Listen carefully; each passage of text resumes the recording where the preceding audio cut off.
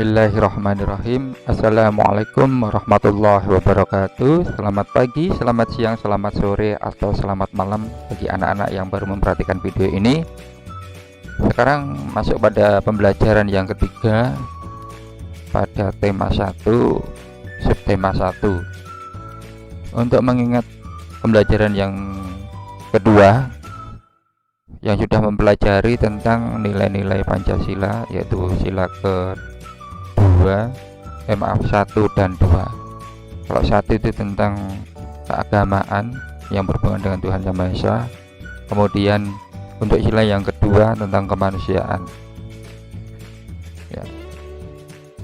Jadi kita sudah masuk pada tema pembelajaran yang ketiga, yaitu tentang perkembangbiakan vegetatif tumbuhan. Oh ya, untuk tugas patung untuk segera dibuat dan dikumpulkan dalam bentuk foto dulu. Besok selanjutnya dikumpulkan waktu luring atau tatap muka.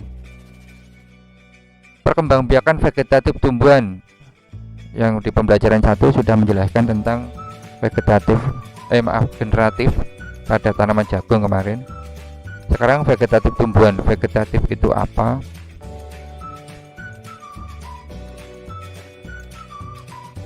Perkembangan vegetatif tumbuhan terjadi tanpa proses penyerbukan. Maksudnya ini tanpa melalui proses penyerbukan dan pembuahan tiba-tiba ada. Maksudnya apa? Yaitu hanya satu saja, tidak butuh dua. Dua itu jantan betina, jadi satu muncullah individu baru. Tidak, ya hanya satu bisa menjadi banyak, menjadi dua, menjadi tiga, dan seterusnya. Apa saja? Oke, kita pelajari. Individu baru terbentuk dari bagian tubuh induk. Ya, dari tubuh induk muncul. Kemudian perkembangbiakan ini hanya melibatkan satu induk sehingga sifat individu baru sama dengan induk. Sama dengan sifat induk. Kenapa seperti itu? Ya jelas, kalau individunya itu sifatnya A, ya tetap A. Individu sifatnya ya B, ya tetap B. Kalau generatif, kadang-kadang A itu kadang-kadang yang betina itu A, yang jantan B, dipadukan bisa menjadi A, bisa menjadi B, kadang AB, ya seperti itu. Mesti ada sifat dari keduanya, ada. Buktinya saja kalau sekarang yang sudah banyak sekali diminati kucing ya, Jawa disilangkan dengan Persia. Nah, digabungkan kadang-kadang menjadi Persija, Persia Jawa, seperti itu. Jadi masih ada sifat dari salah satu bahkan keduanya. Itu kalau generatif. Kalau vegetatif tetap murni. Tapi ingat, kucing nggak bisa dengan vegetatif ya. Ini tumbuhan. Nah, tumbuhan itu nanti mempunyai sifat dari induk yang sama. Perkembangbiakan vegetatif dapat terjadi secara alami maupun buatan. Kalau alami, ingat alami itu tanpa campur tangan manusia. Alami bisa tumbuh sendiri. Kalau buatan barulah dengan campur tangan manusia.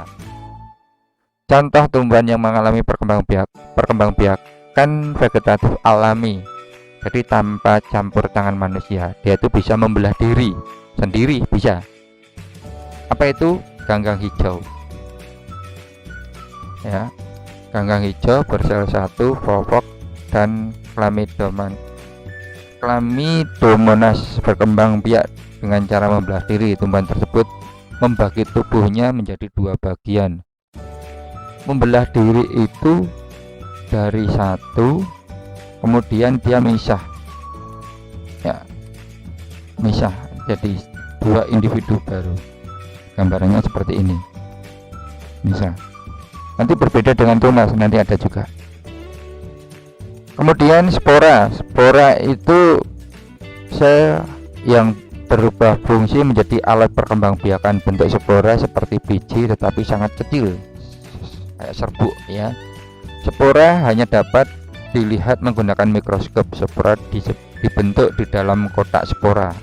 Kotak spora itu sporangium ya.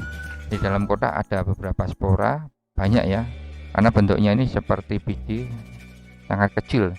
Kotak spora akan pecah tak gitu, kemudian spora setelah masak, selanjutnya spora setelah masak ini akan keluar diterbangkan oleh angin. Mirip dengan penyerbukan ya. Serbuk sari juga ada yang terbangkan oleh angin nanti hingga di bunga satunya. Kemudian ini untuk spora. Apabila jatuh di tempat yang sesuai, spora akan tumbuh menjadi tumbuhan baru. Kenapa ada kata yang sesuai? Ini tergantung tempatnya. Kalau paku-pakuan itu tumbuh yang di tempat yang lembab, ada airnya. Kalau kering, itu tidak bisa tumbuh. Jadi yang sesuai. Spora akan tumbuh menjadi tumbuhan baru. Contoh tumbuhan yang berkembang biak dengan spora yaitu jamur, lumut, paku-pakuan. Tadi membelah diri apa saja? Ini tadi ada mana ini? Ganggang hijau. Kemudian volvok. Nah, ini. Sekarang untuk umbi lapis, sesuai dengan gambarnya ini. Anak-anak sudah tahu. Yang mengupas ini mestinya kadang-kadang menangis ya. Yang dibuang itu bagian terluar. Kalau kamu membuangnya itu sampai ke dalam, itu ya masih terbentuk bawang merah yang bagian dalam yang bersih itu. Kamu kupas lagi bisa lagi. Nah, itu berlapis-lapis, makanya namanya umbi lapis. Umbi lapis merupakan lapisan daun berdaging dan berfungsi sebagai makanan cadangan ya. Di tengah lapisan umbi terdapat tunas. Nah, di bagian tengah ada tunasnya. Lapisan umbi di tengah lapisan ya, ini tunas ini disebut siung. Kadang mengistilahkan kalau bawang merah berapa siung, nah, itu ya. Siung yang terpelihara akan menghasilkan umbi baru yang lebih banyak. Jika siung dipisahkan dengan menyertakan akarnya, dapat ditanam menjadi individu baru. Nah, waktu menanam ini bagian akar ini jangan dihilangkan dan ditancapkan ke dalam tanah. Kemudian ini bisa dipotong bagian sini atau utuh juga bisa, tapi Pak Agus mendapatkan informasi kalau memotongnya itu sedikit saja di sini ya, karena kalau dipotong semua nutrisinya habis ya. Dipotong sebenarnya bisa, tapi ya hasilnya juga tidak begitu bagus. Kenapa dipotong? Katanya itu bisa mempercepat untuk tumbuhnya itu individu baru. Siung yang terpelihara akan menghasilkan umbi baru yang lebih banyak. Nah, ini pun juga akan munculnya banyak. Dari bapak yang ketahui, yang pernah dikasih tahu itu bisa muncul sampai 9-10 ya, seperti itu. Tunas baru ya. Tuh, karena berlapis-lapis. Jika siung, ini bapak garis bawahi, menghasilkan umbi baru yang lebih banyak. Jika siung dipisahkan dengan menyertakan akarnya, dapat ditanam menjadi individu baru. Perkembangbiakan dengan umbi lapis terjadi pada bawang merah, bawang putih, bawang daun, bunga bakung, dan bunga lili. Ini contoh-contohnya, garis bawahi. Kemudian umbi batang. Umbi batang merupakan batang yang tumbuh di dalam tanah. Kadang-kadang orang mengira itu adalah akarnya, bukan. Dia itu adalah umbi batang. Tetapi di dalam ini permukaan tanah, batangnya di atas juga ada di bawah. Kalau di bawah itu mengembang menjadi umbi. Itu termasuk batang ya. Berfungsi sebagai tempat menyimpan cadangan makanan yang mengandung karbohidrat. Pada kulit umbi terdapat mata tunas. Nah, ini calonnya, mata tunas kayak ada bintik kecil, kemudian kalau dibiarkan dia akan tumbuh individu baru. Yang kalian ketahui dari apa? Ini contohnya kentang. Kalau kentang itu lama-kelamaan di bagian tepi-tepian kulitnya itu ada kecil-kecil, itu kalau dibiarkan lama-lama tumbuh individu baru ya, itu mata tunas. Bahkan ubi jalar, nek wong desa ngarai telo ya, itu juga yang kalian makan itu bukan umbi akarnya tapi umbi batangnya, bukan akar ya, batang yang kau makan. Selanjutnya di tunas. Tunas muncul pada pangkal batang tumbuhan. Pangkal itu pada bagian bawah. Contohnya apa? Ini pisang ya. Jadi muncul pada pangkal batang tumbuhan. Pangkal batang ini terdapat di dalam tanah. Tunas akan tumbuh menjadi tumbuhan baru dan membentuk rumpun. Ingat, sebagai ciri khas tanaman itu berkembang biak dengan tunas, itu berumpun itu banyak, tidak hanya satu. Seperti tanaman pisang, nanti muncul lagi. Kemudian bambu juga banyak bergerombol, itu berumpun ya. Kemudian nanas ada juga, kemudian palem. Nanas itu juga dengan cara berkembang biakan dengan tunas. Selanjutnya tunas adventif. Tunas adventif itu terkadang untuk hiasan di depan rumah, di pot itu apa toh, ada yang dari daun itu cocor bebek ya, untuk hiasan di rumah, cocor bebek. Ini tunas adventif muncul pada daun. Nah, kemudian ada juga tunas adventif pada akar. Pada akar itu yaitu sukun dan kesemek ya.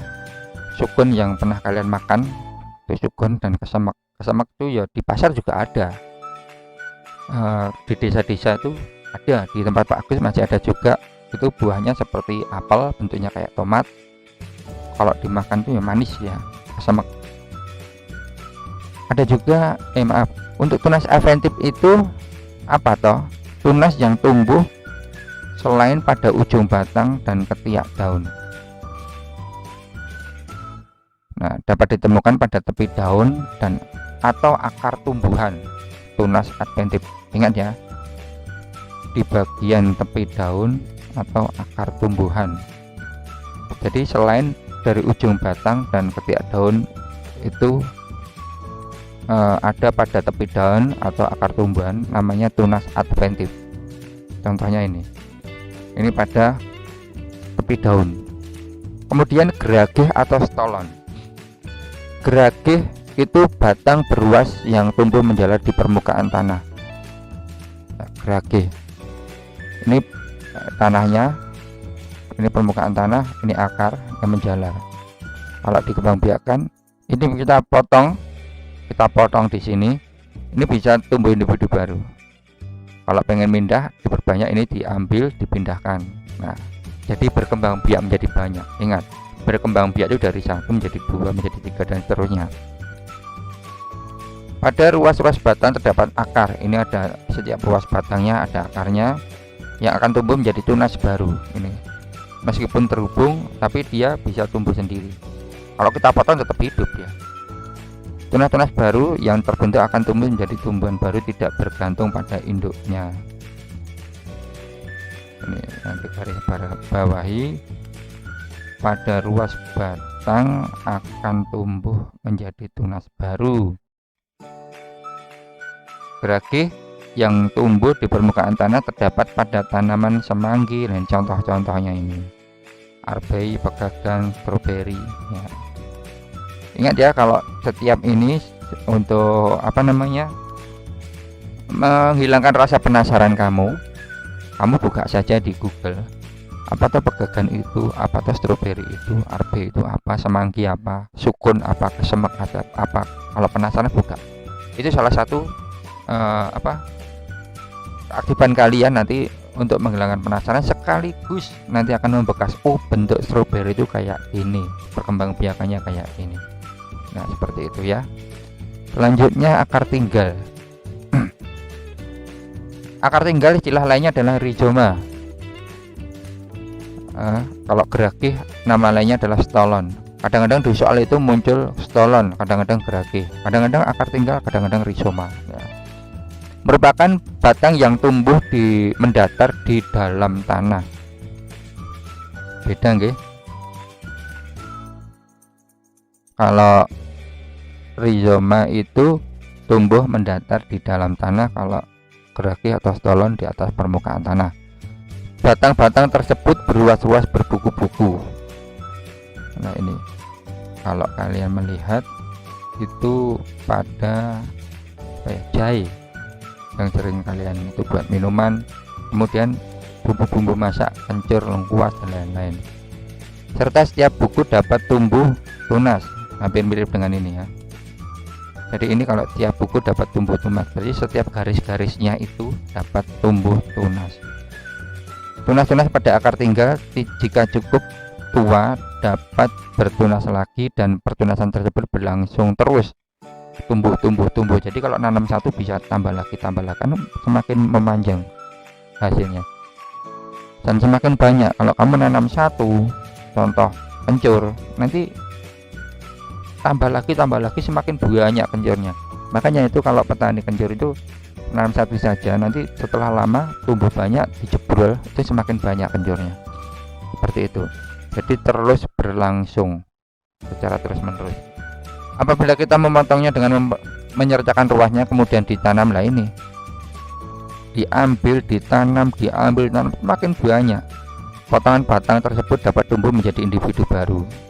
Contoh tumbuhannya adalah jahe. Nah ini sudah Bapak katakan tadi, lengkuas, kunyit, kencur, pokoknya bentuknya kayak gitu, mirip ya. Terkadang bumbu dapur kayak gitu kalau dijadikan satu tempat kadang-kadang bingung kalau enggak dibawa ini bawa apa nih, mirip semuanya ya. Itu bentuknya berluas-luas berbuku-buku. Nah seperti itu nggih. Ini lewati saja. Selanjutnya untuk informasi penting dalam bacaan, kita kembali ke bahasan nggih. Informasi penting merupakan informasi pokok atau pokok masalah yang dibahas dalam bacaan. Informasi penting tersebut disebut gagasan pokok. Kembali lagi, ingat, materi gagasan pokok itu diambil dari kalimat utama, jangan yang lain. Kalimat utama diambil gagasan pokoknya, oke? Nah, untuk gagasan pokok itu ditemukannya informasi penting. Jadi kalau kamu membaca koran, surat kabar itu ya, atau majalah, banyak sekali informasi penting dari bacaan itu ada pada bagian mana kalimat utama. Kalimat utama itu di dalamnya ada gagasan pokok. Jadi tahu ini membicarakan tentang COVID, membicarakan tentang vaksin yang sekarang ini baru info yang terbaru ini, membicarakan tentang PPKM, nah, seperti itu ya. Jadi ini membicarakan tentang apa, gagasan pokoknya itu dari situ. Gagasan mana ini tadi?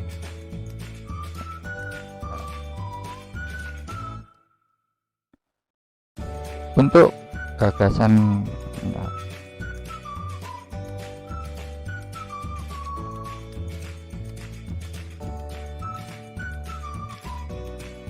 pokok, ide pokok, pokok pikiran atau informasi penting terdapat kalimat utama. Udah berulang kali dijelaskan loh nak. Itu terdapat pada kalimat utama, jangan kalimat yang lain.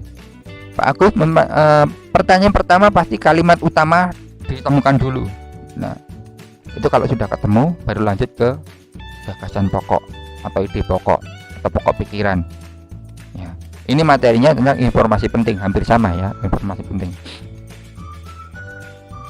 Oke ya, intinya itu untuk pembelajaran yang ketiga yang sudah kita pelajari, yaitu tentang vegetatif. Vegetatif itu dari satu, kalau dua itu generatif, kalau satu itu vegetatif. Ingat, vegetatif itu dari satu. Ada yang alami, ada yang buatan. Tadi itu yang kita pelajari yang baru alami. Kalau nanti buatan mungkin di pelajaran selanjutnya. Kalau dimasukkan di seni semua nanti malah terlalu banyak belajarnya ya. Bahwasanya yang buatan nanti campur tangan manusia. Ini cuplikan ya. Kalau campur tangan manusia itu contohnya apa? Kalau tidak dibantu oleh manusia tidak akan dapat berkembang lagi. Contohnya itu mencangkok, salah satunya itu cangkok itu harus dikupas kulitnya. Nah seperti itu. kulit pada batangnya itu kemudian dibalut. Nah, tumbuhan tidak bisa melakukan sendiri, berarti itu namanya buatan. Kalau alami, tumbuhan itu bisa mengalami sendiri, membelah diri dengan spora, umbi lapis, umbi batang, ini tanpa campur tangan manusia pun bisa. Nah Pak, kalau itu di pot-pot itu ada campur tangan manusia lah, itu kan ulah manusia untuk memindahkan, untuk menempatkan di pot biar sesuai dengan tempatnya. Kalau dia itu berkembang biak sendiri sebenarnya juga bisa ya, seperti itu. Sama seperti ini stroberi itu kok dikembang biakan sampai sana oleh petani. Kalau dia itu sendiri menjalar sendiri saya di hutan-hutan tuh sampai buahnya sendiri, hidup sendiri, itu bisa. Nah seperti itu nggih. Oh ya, tambah satu lagi ini tadi ya, perlu diingat anak-anak, namanya juga apa namanya itu, gagasan pokok itu pada kalimat utama jangan cari yang lain. Nah disitulah gagasan pokok itu mengandung informasi penting dalam bacaan. Oke, itu saja yang Bapak sampaikan. Jika ada kekurangan Bapak mohon maaf. Untuk tugasnya ini nanti lewat Google Form untuk pilihan ganda yang sudah terlanjur ya, baik dari pembelajaran 1, 2, 3 nanti untuk seterusnya. Kalau belum terlanjur kerjakanlah di Google Form biar langsung lihat koreksian betul apa tidaknya. Dan untuk pembahasan insya Allah nanti Bapak bahas lewat video ya. Kemudian ini soal-soalnya yang tidak atau belum mengambil buku, masih ada 2 anak kayaknya, ini nomor 2 nomor 3 selanjutnya nanti tetap Bapak share untuk bentuk PDF nya bisa dibuka. Ini ada bacaan, ini kalimat utama paragraf terdapat pada angka. Nah ini tetap muncul terus, bahkan di ujian nasional juga muncul, ujian sekolah maksudnya.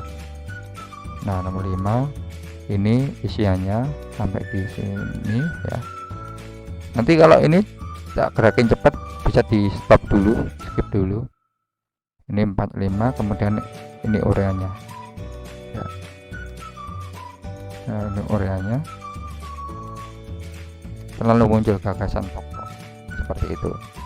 Cukup sekian guys, semoga paham. Nanti kalau tidak paham tanyakan lewat WA atau nanti Google Meet bisa. Cukup sekian, akhirul kalam, wassalamualaikum warahmatullahi wabarakatuh.